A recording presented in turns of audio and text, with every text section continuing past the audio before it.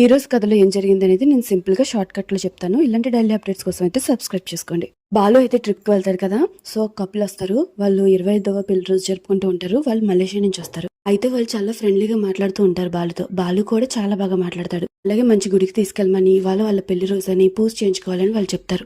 వెంటనే బాలు మీనాకు ఫోన్ చేసి ఇలా వస్తున్నారని ఏర్పాట్లు చేయమని బాగా చూడమని చెప్తాడు.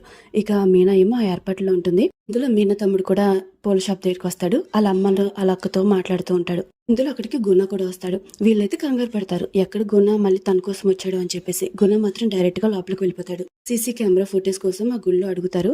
బట్ వాళ్ళు మాత్రం ఇచ్చేది లేదని చెప్తారు. మీనా వాళ్ళ పేరు చెప్పినా కూడా వాళ్ళు ఇవ్వనంటారు.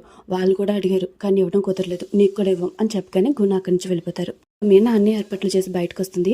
అక్కడికి గుణ వచ్చిన విషయం వాళ్ళు చెప్తారు. ఇక మీనా ఆలోచిస్తూ ఉంటుంది ఎందుకు వచ్చాడు అని చెప్పేసి. ఇంతలో ఇక్కడికి బాలుని ఇంకా మలేషియా నుంచి వచ్చిన కపుల్ ముగ్గురు వస్తారు. ఇంకా ఆ కపుల్తో మొత్తం అందరూ మాట్లాడుతుంటే వాళ్ళు కూడా చాలా హ్యాపీగా ఫీల్ అవుతారు. మీరిద్దరు మేడ్ ఫర్ ఈచ్ అదర్ లా ఉన్నారు, చూడడానికి ఒకరి కోసం ఒకరు పుట్టినట్టుగా ఉన్నారు అని వాళ్ళు మెచ్చుకుంటూ ఉంటారు.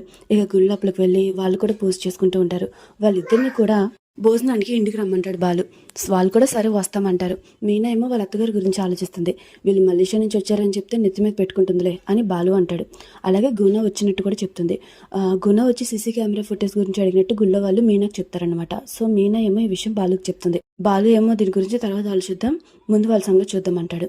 తర్వాత మనకి ప్రభావతిని చూపిస్తారు. ప్రభావతి ఏమో డాన్స్ క్లాస్ లో ఉంటుంది. వాళ్ళందరూ కూడా చాలా ఫీల్ అవుతారు ప్రభావతి ఇల్లు ఖాళీ చేసి అవుట్స్కట్స్ కు వెళ్ళిపోతున్నందుకు. ప్రభావతి కూడా మేనేజ్ చేస్తూ ఉంటుంది. లేదు మిమ్మల్ని అందరూ వదిలిపెట్టి నేను కూడా వెళ్ళను అని చెప్పేసి. ఆ తర్వాత స్టూడెంట్స్ అందరూ వెళ్ళిపోతారు. బట్ ఇద్దరు అబ్బాయి ఉంటారు కదా లవ్ చేసుకునే వాళ్ళు. సో వాళ్ళు మాట్లాడుకుంటూ ఉంటారు ఎప్పుడో వెళ్ళిపోదామని చెప్పేసి.